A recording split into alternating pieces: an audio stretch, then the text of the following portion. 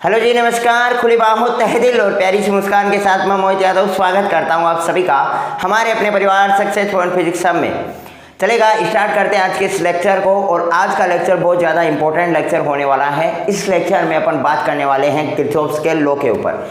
Kirchhoff's के law क्या होते हैं, क्यों उन्होंने ये लॉ दिए, कैसे क्या इसमें सब कुछ चीज़ें बिल्कुल डिटेल से जानेंगे। संयम बना के बैठना।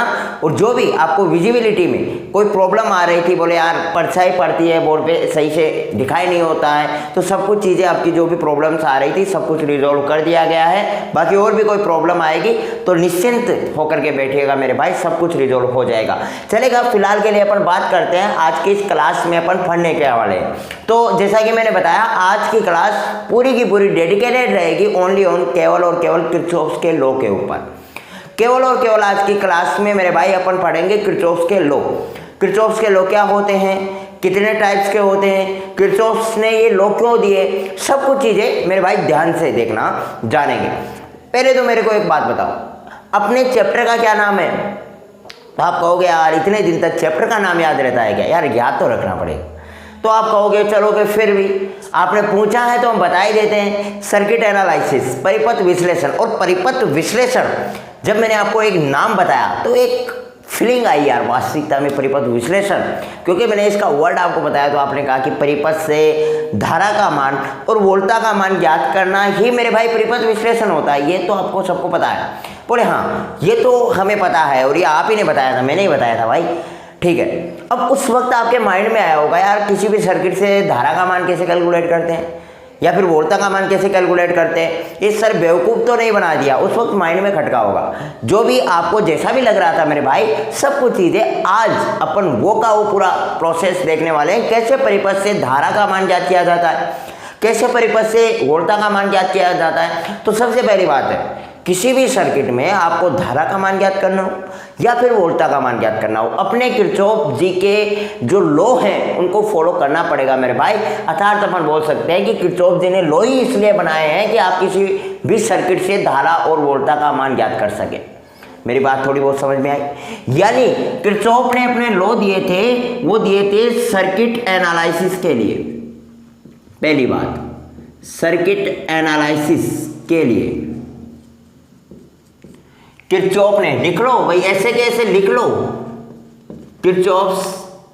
किरचॉफ ने दो नियम दिए मेरे भाई। कितने नियम दिए भाई? सर्किट एनालिसिस के लिए अपने किरचॉफ भैया ने दो नियम दिए। पहला नियम दिया किरचॉफ्स करंट लॉ, किरचॉफ्स का करंट लॉ यानी किरचॉफ का धारा नियम। और दूसरा नियम जो दिया उन्होंने वो दिया किरचॉफ्स वोल्टेज लॉ। कौन सा law? Kirchhoff's voltage law.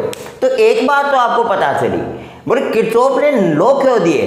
Kirchhoff ने लॉ इसलिए दिए कि अपन किसी भी सर्किट से वोल्टा और धारा का मान कैलकुलेट कर सके। क्यों दिए मेरे भाई? इसीलिए दिए कि किसी भी सर्किट से अपन वोल्टा और धारा का मान कैलकुलेट कर सके। और उसके लिए उन्होंने दो नियम दिए। कितने नियम दिए मेरे भाई? दो नियम। एक तो किरचॉफ्स का करंट लॉ और एक किरचॉफ्स का वोल्टेज लॉ। इतना नजर तो आ गया? बिल्कुल। अब देखो, तो पहली बात तो आपको पता चल गई ना, सर्किट एनालिसिस के लिए उन्होंने लॉ दिए। अब अपन बात करते हैं इन दोनों लॉ के ऊपर। जो अपन बोल रहे हैं ना भाई, किरचॉफ्स का करंट लॉ क्या होता है और किरचॉफ्स का वोल्टेज लॉ क्या होता है। तो पहली हेडिंग डालो अपने किरचॉफ्स का करंट लॉ पहले पढ़ते हैं, फिर देखेंगे अपना किरचॉफ्स का वोल्टेज लॉ क्या होता है। ध्यान से सुनना, बहुत ही शानदार लेक्चर रहने वाला है और बहुत ही शानदार तरीके से मैं समझाने वाला हूँ। बस संयम से बैठना, पूरी बिल्कुल अपने मन मस्तिष्क को एक साथ लेकर के बैठना। कहीं मन कहीं और है, मस्तिष्क कहीं और है तो मज़ा नहीं आएगा। दिलो दिमाग से एक साथ अपने क्लास को देखना, बहुत मज़ा आने वाला है आज के क्लास में। किरचॉफ्स का करंट लॉ, किरचॉफ्स का करंट लॉ ये बोलता है कि कोई भी अपनी मुख्य संधि है उस पर जितनी भी धाराएं आ रही हैं उनका बीजगणितीय योग, कौन सा योग? बीजगणितीय योग 0 होता है। बोले सर कुछ समझ में नहीं आया। मैं बोल रहा हूं मुख्य संधि होती है अपनी, ये रही। पहली बात बताओ मैंने कौन कौन से वर्ड यूज में लिए? तो मैंने यूज में लिया, एक तो लिया मुख्य संधि, एक शब्द मैंने यूज में लिया मुख्य संधि। ठीक है, या फिर इससे पहले डेफिनेशन लिख दूं कि किसी भी, चलो एक बार डेफिनेशन लिख लो फिर अपन बताते हैं कि किसी भी मुख्य संधि पर, किसी भी मुख्य संधि पर धाराओं का, लिखो भाई जल्दी से, धाराओं का बीजगणितीय योग शून्य होता। ये अपने किरचॉफ ने ये लॉ दिया, बोले कोई भी मुख्य संधि है, इस पे जितनी भी करंट्स आ रही हैं, कितनी भी धाराएं आ जाए ना भाई, उसका एल्जेब्रिक सम, बीज गणितीय योग क्या होगा, 0 होगा। अभी आपको थोड़ा बहुत आइडिया लग गया होगा, बोले उसमें मुख्य संधि होगी, एल्जेब्रिक सम होगा, धाराएं होंगी, उनका बीज गणितीय योग 0 होगा। ठीक है, अब क्या होता है एक एक चीजों पे मैं बोल रहा हूँ। मुख्य संधि क्या होती है, तो मैंने आपको बताया मुख्य संधि जहाँ पे 3 या 3 से अधिक धाराएं आकर के मिले, 3 या 3 से अधिक धाराएं आकर के मिले, ठीक है, उसको मुख्य संधि बोलते हैं। पहली बात तो आपके माइंड में यहाँ पे खटका, तो ये मैंने बताया था, खटकना तो नहीं चाहिए था भाई। धारा क्या होती है, वही धारा भाई I1 I2 I3 आवेश प्रवाह की दर, तो धारा में कोई दिक्कत नहीं है। हाँ, आपको लगा होगा बोले योग ही बोलते थे, बीजगणितीय योग बोलने की क्या मन में आ रही थी। हाँ, या तो इसमें कोई अंतर बताओ, बोले योग और बीजगणितीय योग में कोई अंतर होता है, या फिर आप केवल योग बोलते यार ये क्यों अटपटे से शब्द आप हमारे बीच ला रहे हो। देखो इसके पीछे भी लॉजिक है, ऐसे अटपटे शब्द क्यों यूज में ले जाएंगे। देखो बीजगणितीय योग, कोई अशुद्धि हो ना शब्द में वो देख लेना, क्योंकि अपना काम है कंसेप्ट समझना। ऐसा नहीं है बोले बीज को इधर बड़ी की मात्रा लग गई छोटी की, तो इसका थोड़ा है ना। बीजगणितीय योग का मतलब होता है मेरे भाई चिन्ह सहित योग, चिन्ह सहित योग कैसे, देखो अपने संधि बिंदु पर कई धाराएं आती हैं, कई धाराएं जाती भी हैं। मैं क्या बोल रहा हूं मेरे भाई, क्योंकि किरचॉफ लॉ बोल रहा है कि संधि बिंदु पर धाराओं का बीजगणितीय योग शून्य होता है। अब संधि बिंदु पर धाराएं आएंगी भी, संधि बिंदु से धाराएं निकलेंगी भी, यानी बाहर भी जाएंगी और उससे अंदर भी आएंगी। तो इसके लिए यानी आने वाली धाराओं को पॉजिटिव चिन्ह के साथ लिखते हैं और जाने वाली धाराओं को नेगेटिव चिन्ह के साथ लिखते हैं, मतलब चिन्ह सहित योग, यानी चिन्ह के साथ योग को कहते हैं बीजगणितीय योग। ऐसा नहीं है कि चाहे धारा आ रही हो चाहे धारा जा रही हो, अपन तो पॉजिटिव ही लगा रहे हैं या फिर नेगेटिव एक ही फ्लो पकड़ रखा है, ऐसा नहीं चलेगा यार। तो देखो, तो यहाँ पे मैं एक नोट और ये सब के सब लिख लेना ताकि आनंद आए समझने में। जैसे आप बीजगणितीय योग की डेफिनेशन लिख लो, मुख्य संधि की तो आपको लिखाई रखी है, या आप नोट लगा के लिख लेना, ठीक है, यहाँ पे नोट लगा के ये चीज़ें लिख लेना, बाद में नहीं याद आती हैं ये सब चीज़ें। बीजगणितीय योग का मतलब तो आप समझ गए। हाँ, एक चीज़ मैं बोल रहा हूँ कि संधि बिंदु पर आने वाली धाराएं,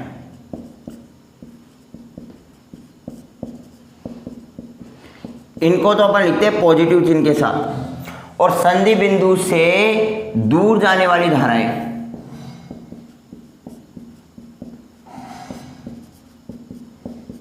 इनको अपन लिखते हैं नेगेटिव चिन्ह के साथ, ठीक है।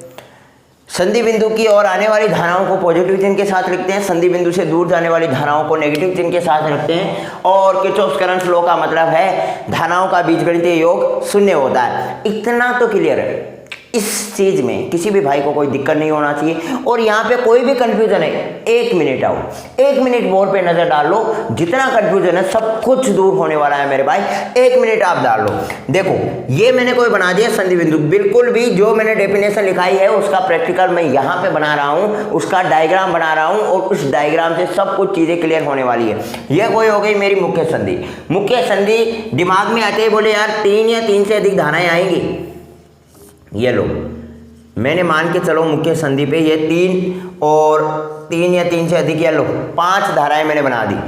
अब देखो, अब यहाँ पे मुख्य संधि पे दूसरी चीज मैंने क्या बताई, बीजगणितीय योग यानी चिन्ह सहित योग। अब इसका मतलब मैंने बताया कि संधि बिंदु पर धाराएं आ भी सकती हैं और संधि बिंदु से धाराएं दूर भी जा सकती हैं। तो मेरे भाई मान के चल रहे हैं इन पे, ये कोई रेजिस्टेंस R1 है, ये कोई R2 है, ये R3 है, ये R4 है, आपका जो मन चाहे वो मान लेना। मैं बोल रहा हूँ मान के चलो ये R1 में I1 करंट फ्लो हो रही है, R2 में I2 करंट फ्लो हो रही है, इसमें I3 करंट फ्लो हो रही है, और ये तीन धाराएं तो अपनी संधि बिंदु के और अंदर की ओर जा रही हैं, और ये I4 और I5 करंट है वो संधि बिंदु से बाहर की ओर आ रही है। ठीक है, अब देखो धाराओं का एल्जेब्रिक सम जीरो कैसे होता है, ध्यान से सुनना।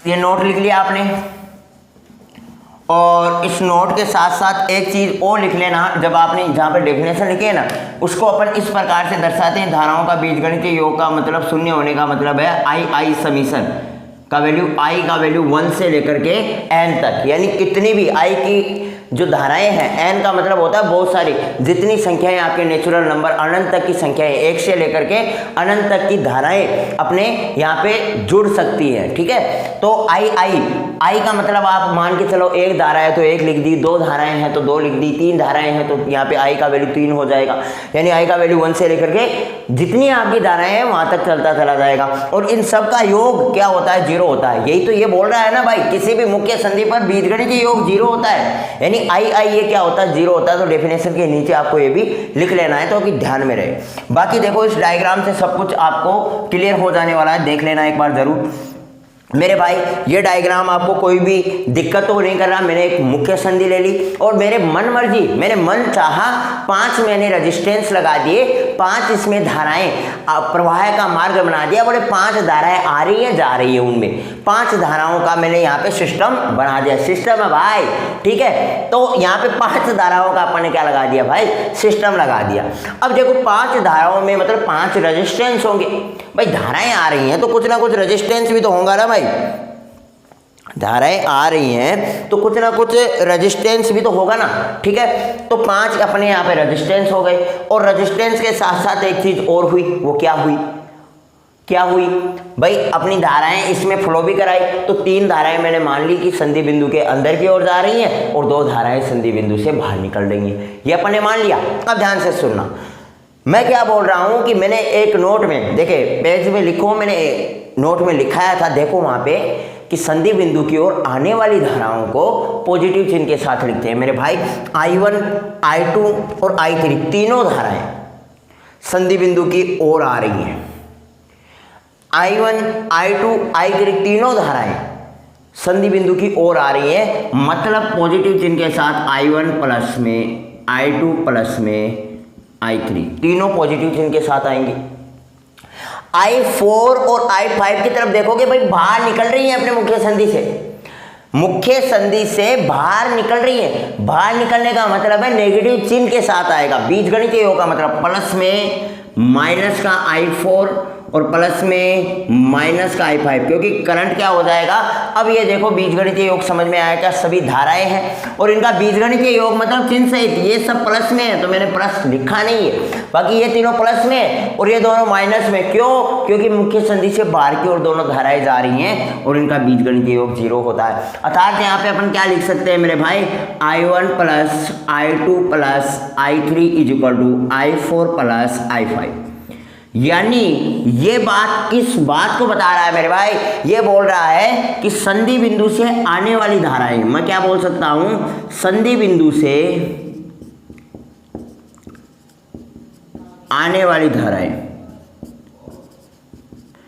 इक्वल टू संधि बिंदु से दूर जाने वाली धारा के बराबर होती है।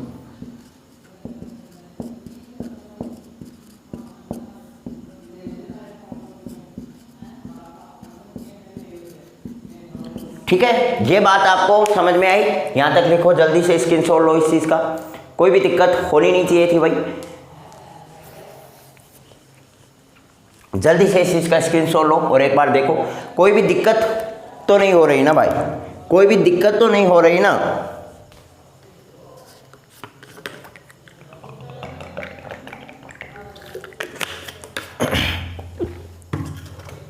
ठीक है, अर्थात अपन क्या बोल सकते हैं कि संधि बिंदु से आने वाली धाराएं संधि बिंदु से दूर जाने वाली, सब कुछ चीजें मैंने यहाँ डेफिनेशन के अकॉर्डिंग लगा दी है। अर्थात अपन इस नियम को संधि नियम भी कहते हैं, नीचे लिख लेना, ये लिख लेने के बाद अर्थात इस नियम को संधि नियम भी कहा जाता है। ये देखो, ये तो हो गया अपना किरचॉफ्स करंट लॉ।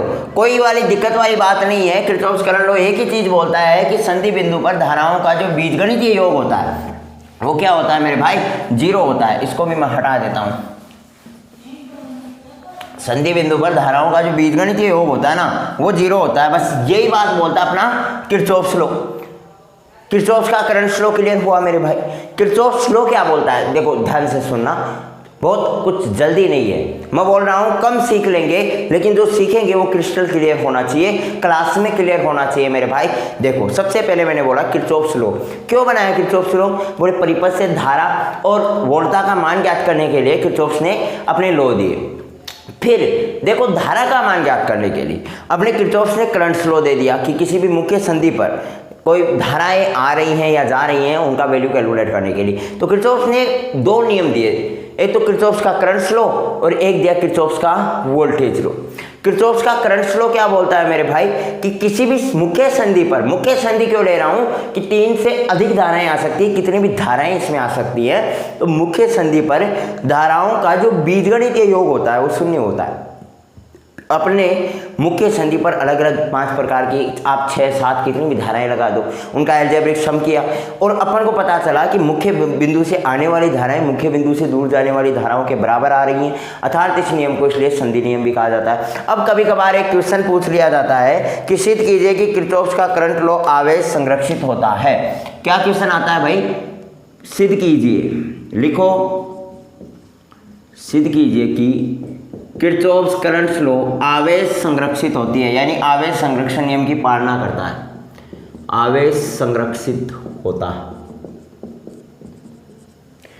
सिद्ध कीजिए कि किरचॉफ्स करंट लॉ आवेश संरक्षित होता है, अर्थात आवेश संरक्षण नियम की पालना करता है।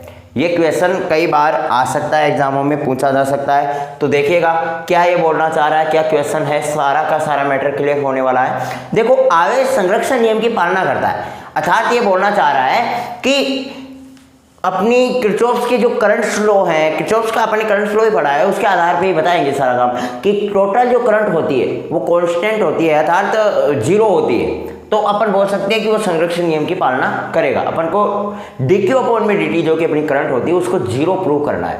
अब कैसे करना है एक बार देखे, देखो मेरे को एक बात बताओ, अपन ने एक चीज पढ़ रखी है कि मान के चलेगा डेल टी समय में अपना कोई डेल क्यू आवेश प्रवाहित हो रहा है, किसी भी कंडक्टर में डेल टी समय में कोई डेल क्यू आवेश प्रवाहित हो रहा है, तो मेरे को बताओ एक यूनिट टाइम में कितना आवेश प्रवाहित होगा, तो आप कहोगे डेल क्यू अपॉन में डेल टी।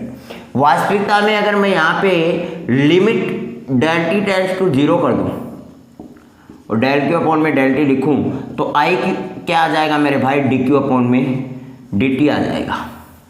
आई क्या आ जाएगा, डी क्यू अपॉन में डी टी आ जाएगी। और यहाँ पे एक जो क्यू है ना वो टोटल आवेश होता है, किसी भी पॉइंट पे जो टोटल आवेश होता है ना उसको अपन लिखते हैं क्यू।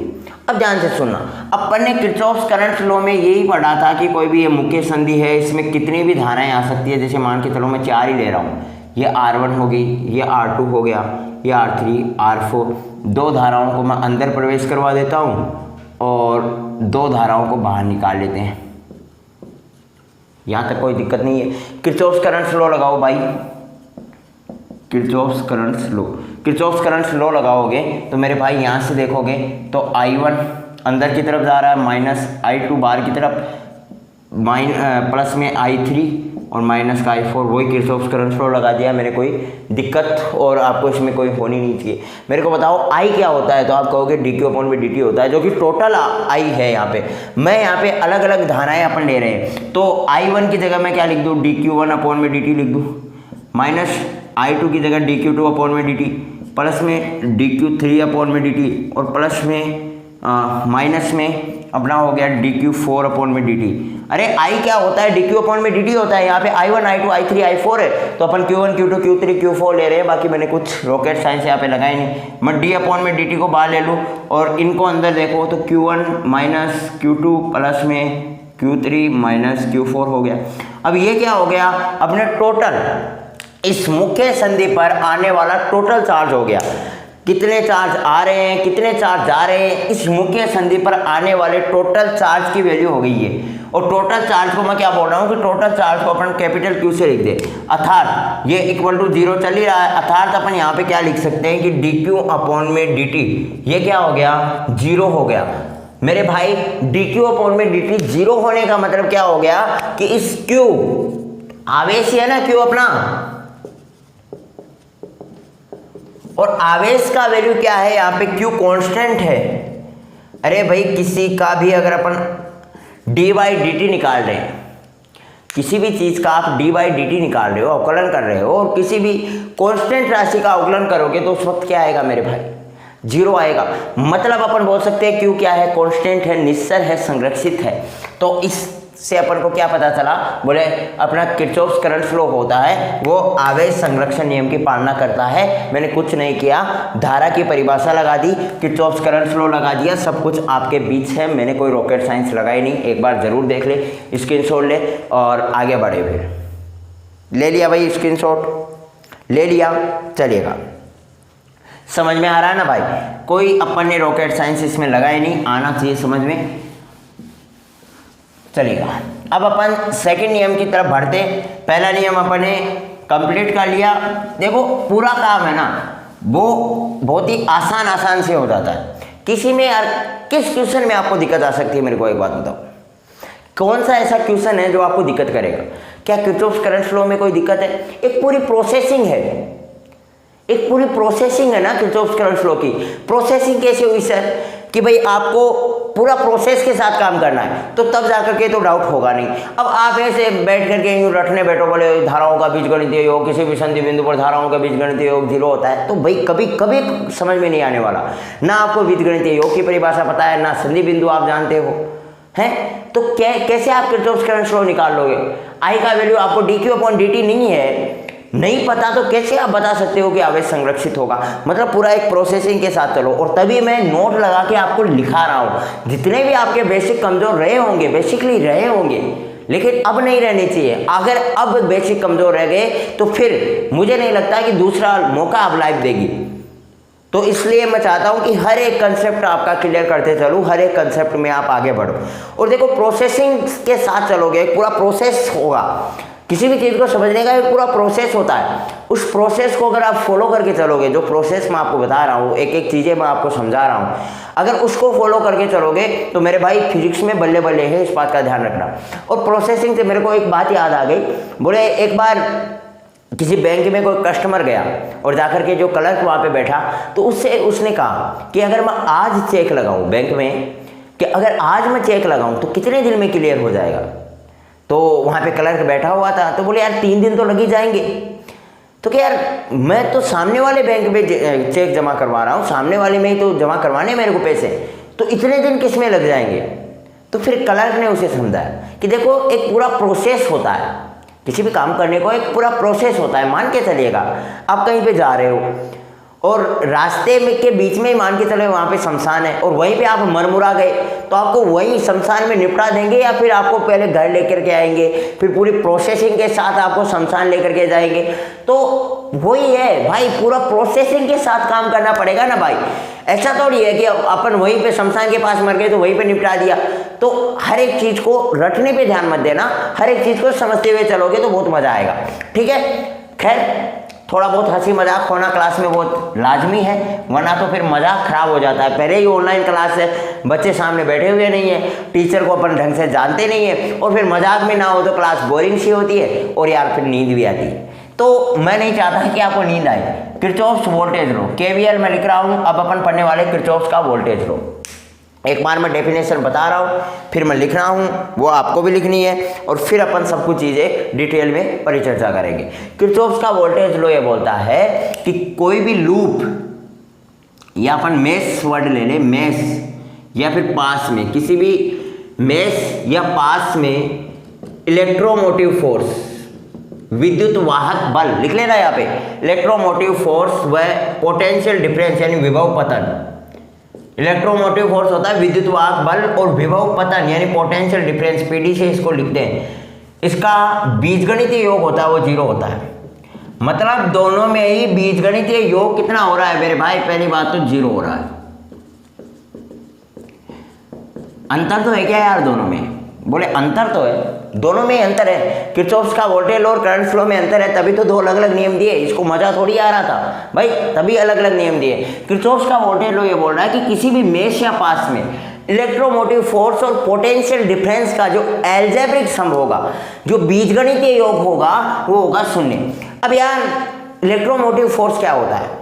जो बैटरी के सिरों पर विभवांतर, देखो एक मैं क्विक आपको आइडिया देना चाहता हूँ, क्योंकि अगर एक एक चीज़, वैसे होपफुली आपको इलेक्ट्रोमोटिव फोर्स और पोटेंशियल डिफरेंस बेशक आपको पता होगा यार, फिर भी मेरा एक धर्म है, कानून है, मैं बताऊंगा आपको। इलेक्ट्रोमोटिव फोर्स होता है वो बैटरी के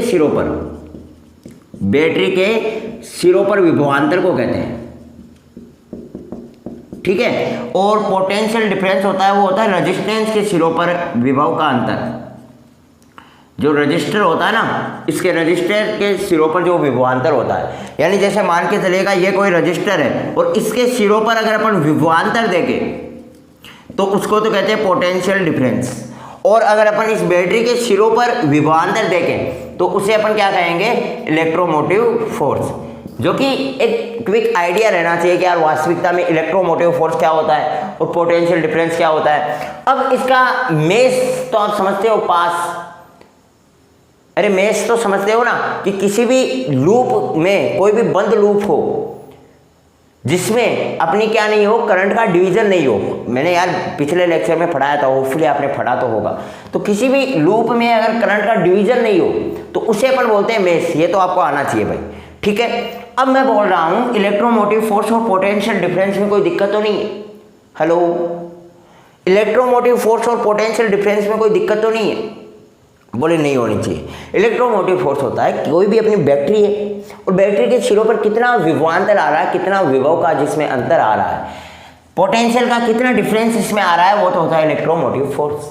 पोटेंशियल डिफरेंस यानी अपने रजिस्टर के सिरों पर कितना विभवांतर आ रहा है, इस चीज के बारे में भी अपन देखते हैं। और मेन इसमें अपन को साइन को लेकर के, वास्तविकता में तो रजिस्टर के सिरों पर जो विभवांतर होता है वो तो होता है अपना पोटेंशियल डिफरेंस, और बैटरी के सिरों पर जो विभवांतर होता है वो होता है इलेक्ट्रोमोटिव फोर्स। अब ये यूज में कैसे आएगा अपने यहाँ पे सर्किट में कैसे यूज में आएगा, महत्वपूर्ण तो वो चीज़ है, तो ध्यान से सुनना।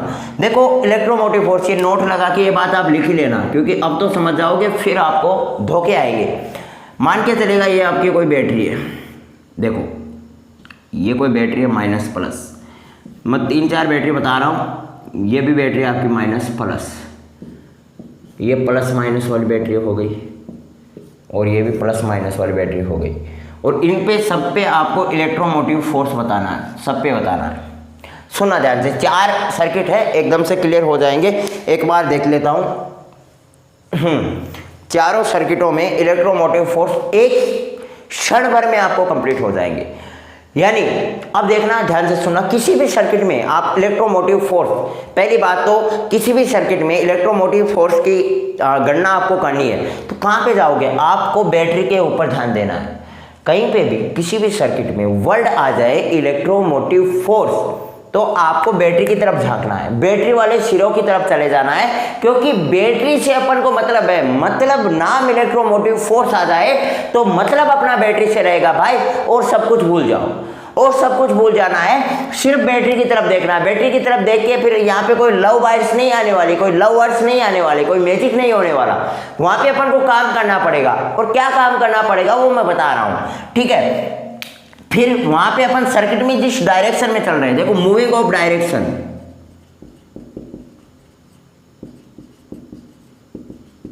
यानी चलने की दिशा। मान के चलो सर्किट में मैं ऐसे चल रहा हूं भाई, सर्किट में मैं ऐसे चल रहा हूं, और चलते समय जो चिन्ह पहले आ गया, अपना इलेक्ट्रोमोटिव फोर्स की प्रवृत्ति वैसी होगी। इसी सर्किट में मैं ऐसे चल रहा हूँ, इधर चल रहा हूँ सर्किट में, तो चलते समय सबसे पहले जो चिन्ह मेरे पास आ गया इलेक्ट्रोमोटिव फोर्स इसी प्रकृति का होगा। इसमें मैं इधर चल रहा हूँ, इसमें मैं इधर चल रहा हूँ, बताओ इसमें इलेक्ट्रोमोटिव फोर्स मैं चल रहा हूँ इससे, बैटरी के सिरों पर आप देखोगे प्लस आ रहा है चलते समय तो पॉजिटिव, यहाँ पे इधर चलेंगे, माइनस आ रहा है सबसे पहले, तो इलेक्ट्रोमोटिव फोर्स नेगेटिव हो जाएगा। मतलब इलेक्ट्रोमोटिव फोर्स को जांच करने का यही है कि चलते समय जो टर्मिनल अपने साथ पहले आ जाता है, अपन सर्किट में जिस डायरेक्शन में चल रहे हैं वो डायरेक्शन एक ही दिशा में चलते हुए, यहाँ पे भी लिख लेना, किसी भी मेश या लूप में एक ही दिशा में चलते हुए,